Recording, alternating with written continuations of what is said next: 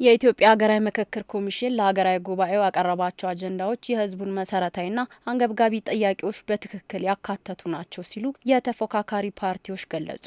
ከኤንቢሲ ኢትዮጵያ አጀንዳ ዝግጅት ክፍል ጋር ቆይታ ያደረጉት የኢትዮጵያ ዜጎች ለማህበራዊ ፍትህ ፓርቲ ምክትል መሪ ንጋቱ ወልዱና የአማራ ብሔራዊ ንቅናቄ የሰው ሀብት አስተዳደር ኃላፊ የሆኑት ኤርሚያስ ተገኔ በነገው ዕለት ለሚጀምረው የሀገራዊ ምክክር ጉባኤ ሕዝቡ እንዲሻሻልለት የጠየቃቸው ወሳኝ ጉዳዮች መካተታቸውን አረጋግጠናል ብለዋል። ከህዝቡ ባሻገር እንደ ፖለቲካ ድርጅት እንዲሻሻሉ ያነሳናቸው ጉዳይ ሳይቀሩ ወደ ዋናው ሀገራዊ ጉባኤ ጠረጴዛ ኮሚሽኑ ማቅረቡን ገልጸው አድንቀዋል። የህገ መንግስት መሻሻል አንዱና ዋነኛ አጀንዳ ነው። የማህበረሰባችንን ጥያቄ ጨምቆ የመጣ አጀንዳ ነው ብለን የምናምን እኛም እንደ ፓርቲ ደግሞ ወደፊት ያመጣነውን አጀንዳ ምንም ሳይሻረፍ መጥቷል ብለን ነው የምናምን። ያልተነሳ ጉዳይ አለ ወይ እስኪባል ድረስ በጣም ዝርዝር ያሉ ኢቭን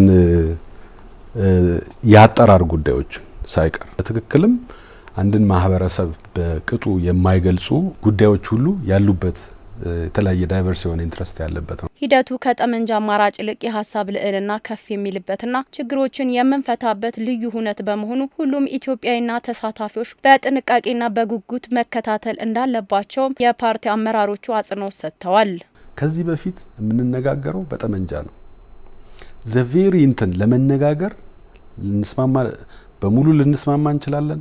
በአንድ ጉዳይ ልንስማማ እንችላለን። በተወሰኑ ጉዳዮች ልንስማማ እንችላለን። ለዚህ ጉዳይ ችግራችንን ለመፍታት ቁጭ ብለን እንምከር ብሎ መስማማት ራሱ ትልቅ የዚህ ሂደት ስኬት ተደርጎ መወሰድ አለበት። እነኛ አጀንዳዎች አንዳንዶቹ ከመንግስት አወቃቀርና ከፌዴራሊዝም ሲስተም ጋር አብሮ የሚስተካከሉ ናቸው። እኛ ሁሉም ኢትዮጵያዊ በጋራ የኖረባት ሀገር ናት። ኢትዮጵያ የሁሉም ናት ብለን እናምናለን። ለዋናው ሀገራዊ ምክክር ጉባኤ የቀረቡ ዋና አጀንዳዎች ከማህበረሰቡ ባሻገር ምሁራን ያነሷቸውን ሀሳቦች ያካተተ መሆኑንም የተፎካካሪ ፓርቲ አመራሮቹ አንስተው ገልጸዋል።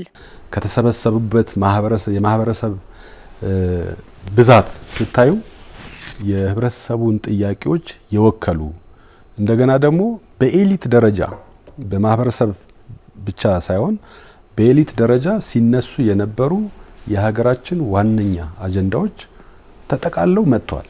የፖለቲካ ፓርቲ አመራሮቹ የምክክር ሂደቱ ሳይጀመር ከወዲሁ ለማጠልሸትና ለማደናቀፍ ሀሰተኛ መረጃዎችን በማህበራዊ ሚዲያ የሚያሰራጩ አካላት ከድርጊታቸው እንዲቆጠቡና ማህበረሰቡም ይህንኑ እንዲከላከል ጥሪ አቅርበዋል።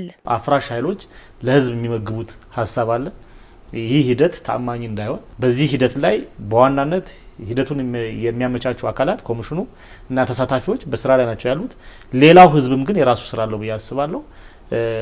ይህንን ሂደት የሚያደናቅፉ አካላት መዋጋት አለበት። እንዲሁም ደግሞ ሁላችንም ልባችንን ክፍት አድርገን ይህን ሂደት በቅንነት ለመጠበቅ መቻል አለብን ለማለት ፈልጋለሁ። ሁሉም ሰው በትልቅ ጉጉት የሚጠብቀው ስኬቱን የሚጠብቀው ሂደት ነውና አንድ ከተመካካሪዎች የሚጠበቀው ነገር በሂደት ውስጥ ሁላችንም አሸናፊ እንድንሆን እንጂ በግል አሸንፈን የተለየ ጥቅም የምናገኝበት ስላልሆነ የኔ አጀንዳ ተቀባይነት ካላገኘን ብለን አንገት ለአንገት የምንተናነቅበት አይደለም። 4000 የህብረተሰብ ተወካዮች የሚሳተፉበት ሀገራዊ የምክክር ጉባኤ በነገው ዕለት በአዲስ ኮንቬንሽን ማዕከል መካሄድም ይጀምራል።